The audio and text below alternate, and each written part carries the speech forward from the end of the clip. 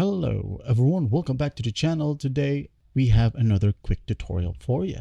And in this video I'm going to show you how to find the SHEIN item code. Alright, so basically what we're going to do is just open up our SHEIN app, web version of SHEIN, it doesn't matter, and look for an item. Like for example here, I'm going to go ahead and use this item as an example. I'm going to tap on this one. And what we're going to do to find the SHEIN item code is just scroll down until we'll find description. All right. Where is description? Right here. We're going to tap on it.